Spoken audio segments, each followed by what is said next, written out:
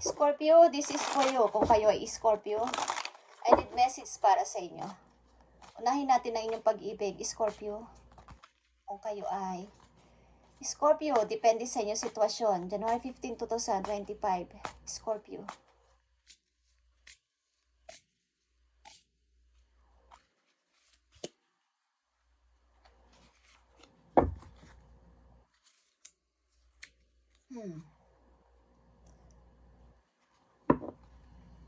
Maring malakas ang pag-iibigan nyo ng person na to. Scorpio, divine timing is here.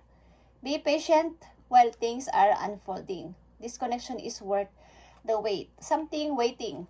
Ang pag-ibig na to. At divine timing. Ibig sabihin, tamang pagkakataon, tamang araw, tamang oras, maaring kayo ay magsama or magkita. At nandito din ang law of attraction.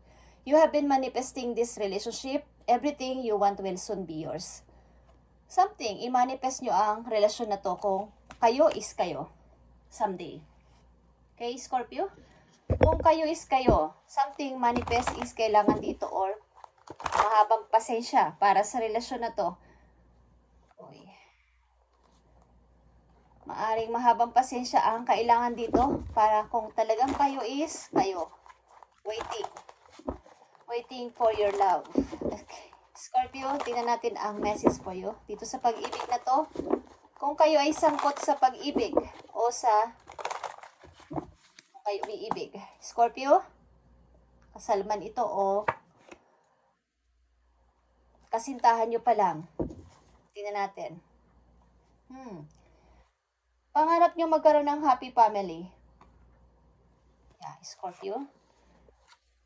But, yeah, justice is here. And love. Okay, guys. Mahal nyo ang isa't isa. Kaya lang is magkalayo kayo maybe or something waiting pa. Di natin alam kung ano tong waiting na to. Kung kayo ba ay panandalian mo ng naghiwalay or magkalayo lang. Or ang bawat isa sa inyo ay may ginagawa pa sa bawat isa. Meron pa mga pangarap sa buhay, something waiting muna ang pag-ibig natin sapagkat tutuparin ko muna o tutuparin muna ninyo ang inyong mga gustong gawin sa buhay bago kayo magpakasal. But, mahal nyo ang isa't isa. Ito ay magnetic connection. Scorpio, I need message dito for Scorpio sa kanilang pag-ibig na to.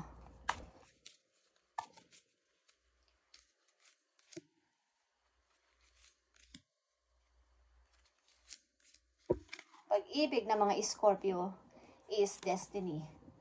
Okay. Busy kayo sa inyong pagtatrabaho o busy kayo muna sa pag-iisang single. Bagamat kayo ay magkarelasyon. Something waiting talaga to. Divine timing.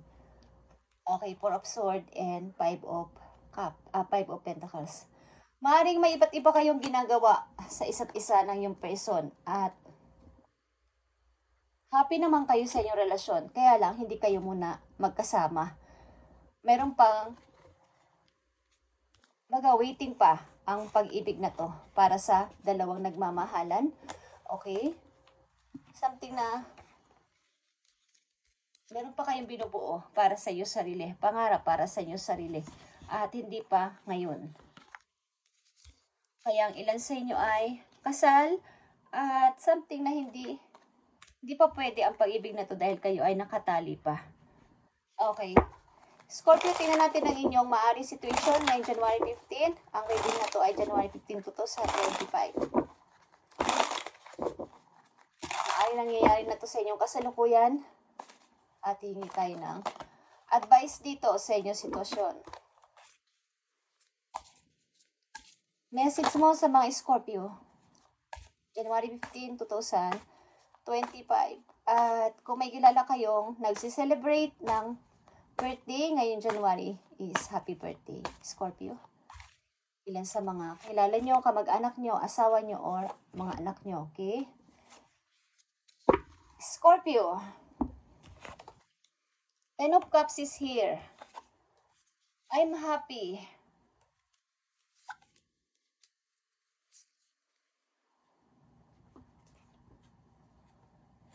Happy kayo sa buhay bilang ang ilan sa inyo ay may pamilya or masaya ang pamilya kasama ang mga magulang or mga kapatid at okay naman sa pananalapi. Something na mayroon lang gumugulo sa inyong utak. Mayroong nagpapabagal sa inyong pag-usad o pag-desisyon sa buhay, kung ano man to. But kayo ay masaya na mayroong ganitong klaseng pamilya. Tignan natin. Scorpio, January 15, 2025.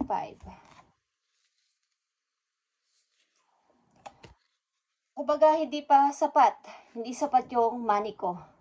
Kailangan ko pang humanap ng alternative path o alternative ways para dumami o umangat pa ako sa money. Yeah. 5 to 9 of Pentacles is here and Knight of Wands. Ilan sa inyo ay may mga ginagawang kapaki-pakinabang, something na kayo ay open-minded sa lahat ng bagay na may kinalaman sa money. Ang pag-uusapan is yun ang inyong kinakaibigan, kinakausap or pinag-uusapan about sa paglago sa pera. Sa inyong kasalukuyan, Scorpio, maring mga tao na sumusurround kayo sa mga tao na ang kaisipan ay nasa pagpapalago sa pera. I need message for Scorpio. It's all about money. Death is here and King of Cups ang inyong energy. King of Cups is here. Something, hindi man to literal na, kung may literal na pumanaw sa inyong pamilya is sorry, okay? But, something na ilan sa inyo ay, ang ilang version sa inyong buhay is, baga, tinuturing nyo na munang nawala na para sa pagbabago, para sa pagiging isang bagong Scorpio sa kasalukuyan o ngayon 2025.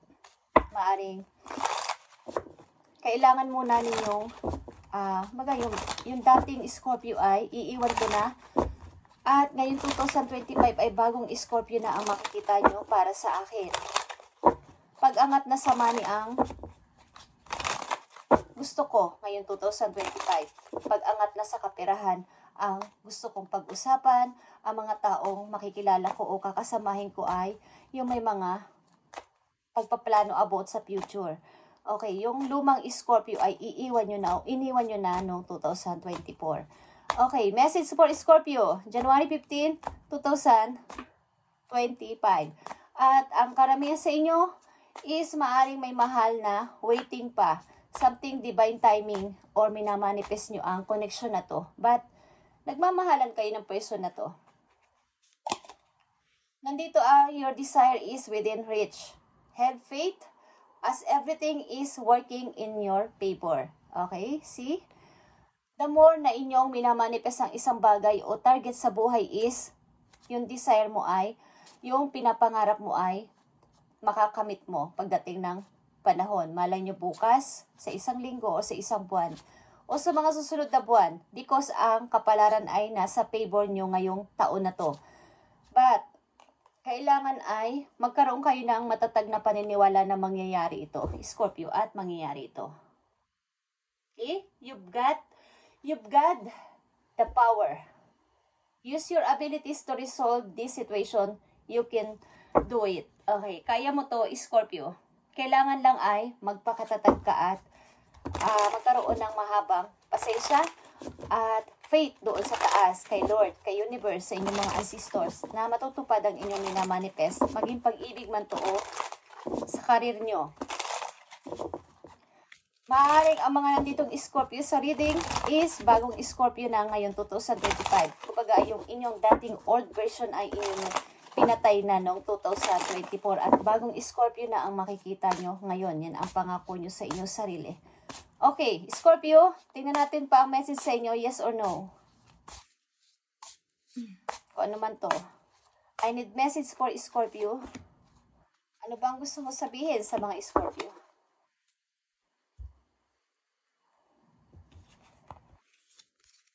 Nandito ang yes. Okay, Scorpio, uplifts your this spirit. Easy to do, light work. Okay. Sa trabaho, pagaanin nyo ang inyong buhay sa pagtatrabaho. Huwag masyadong napipressure, huwag kayong masyadong ma-stress sa trabaho. Kumbaga, easy lang. Huwag nyo masyadong dibdibin o isip-isipin kung ano man yan about sa inyong trabaho. Gawin nyo to ng may passion at magiging masaya kayo sa inyong pagtatrabaho everyday.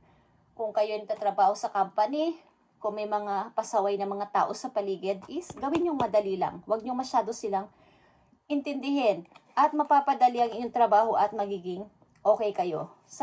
Sapagkat ang ilan sa inyo ay nawawala ng energy dahil sa sobrang pagod sa trabaho. At brilliant idea, clear path, bright future ahead. Para to sa inyong future. Ang sagot sa inyo ay yes. Ang ibig sabihin, yung mga idea na paparating sa inyo ay, kumbaga maging open ang inyong isip sa mga tao na pwede sa inyo magbigay ng idea. I-open nyo ang inyong sarili sa mga bagong gagawin sa buhay. Huwag nyong isara ang inyong puso sa iba. Kung may mga nagsasuggest na ganito, tanggapin nyo at i-apply sa sarili kong kinakailangan, Scorpio. Sapagkat ang mga Scorpio na nandito sa reading ay bagong Scorpio.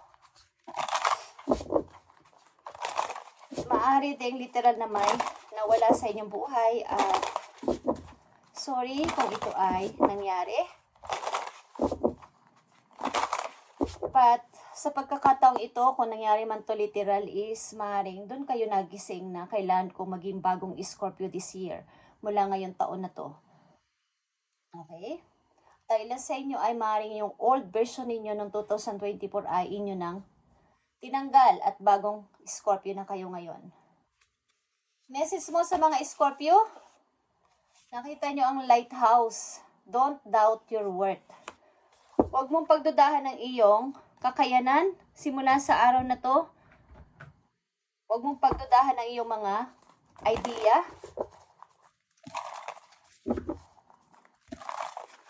Ilan sa inyo is mahilig mag-decorate sa inyong bahay kung kayo ay babae? Mahilig kayong magpaiba-iba ng style o ng gamit ninyo, nililipat-lipat nyo kung saan para maging magaan o maaliwalas ang inyong paligid. Okay? Saying. Scorpio, message mo sa mga Scorpio ngayon. January 15, 2025. Thank you. Fog in. Go slow, take time. Yeah.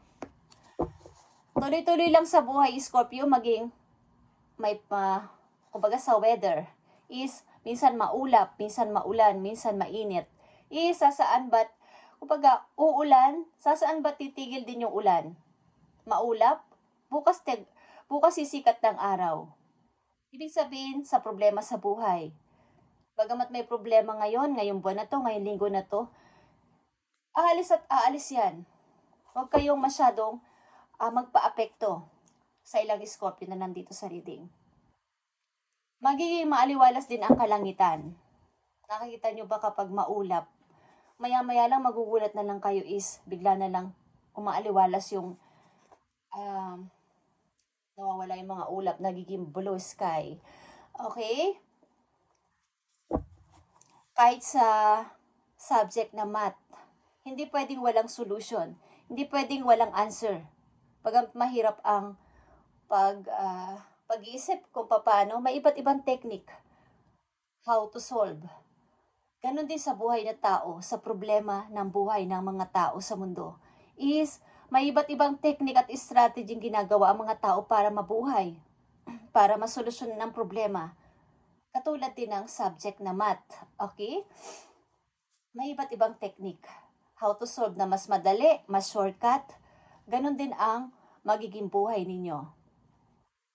Huwag kayong mainip. Ang pinapadalang message sa inyo ngayon is January 15, 2025 ay magkaroon ng patient at something na faith doon kay God na mas matindi pa. Dahil kayo ay bagong Scorpio na ngayong taon na to. Okay, Scorpio? Infinite abundance is here. Nakikita mo to? Abundance is pouring into your life. Something na ilan sa inyo ay may balak bumili ng lupain para sa isang business o pagtatanim. Ilan sa inyo ay mag-harvest. Something harvest is nakikita ko dito. Ilan sa inyo ay may balak na magkaroon ng lupain, something na taniman para sa mga namumungang punong kahoy. Okay?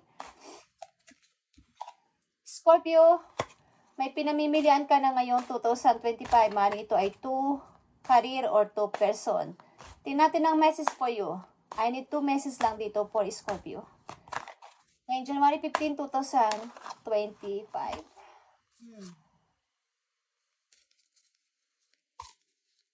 I need message dito. 2 messages for Scorpio. Magiging matalino na kayo maybe sa pagdedesisyon nyo mula sa araw na to. Magiging practical na kayo. 6 of Swords and 2 of Wands. Yeah. May 2 path na kayong pinag-aaralan. Sa inyong kasalukuyan maybe 2 path, 2 direction kayong pinag-aaralan o pinagpipilian na. Maring new direction. Maring new job, bagong trabaho, o bagong person. Tingnan natin ang message for you. I need 2 messages dito for Scorpio. January 15, 2025. Maring ilan sa inyo na nandito sa reading ay wala pang kasintahan o kahihiwalay sa asawa. O hindi pumapansin ng tao muna bago mga tao sa iibigin. Sapagkat kayo ay nasa meron kayong hinihintay na person, I feel. Scorpio, message para sa'yo. Today, January 15, 2025. Nakita nyo ang 9 of Pentacles dito and 6 of Cups. Maaring kayo ay nag-i-enjoy muna sa pagiging mag-isa para sa pagpapalago sa sarili o sa kaperahan. Maring mayroon kayong gustong ipunin para sa inyong future, ilan sa inyo. At ang ilan sa inyo ay may gustong bumalik na person galing sa nakaraan. Titignan natin ang message po yo, Scorpio. Isang message lang dito.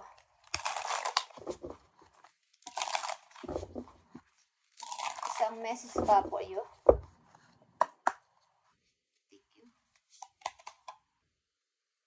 Shady deals, dark road, moonlighting to get by. Okay. Kapag kayo ay nalulungkot, huwag kayong mag-iisip agad na mag-decide sa inyong kasalukuyang sitwasyon. Habang hindi pa clear ang inyong mind is huwag muna kayo magpasya na umoo o humindi sa isang deal. Something deal. Okay? Just saying. At maaaring kayo magkamali ng pipiliin o pagdidesisyonan kapag kayo ay nasa kalungkutan or hindi pa clear ang inyong mind sa bagay na to. Huwag muna kayong makipag-deal sa isang tao o sa isang bagay o sa isang transaksyon. Okay? Thank you and God bless, Scorpio, at pagpalain kayo ni God at sana kayo ay tuloy-tuloy na ngayong 2025. Bagong Scorpio ang nakikita ko dito. Thank you and God bless sa inyo lahat, guys.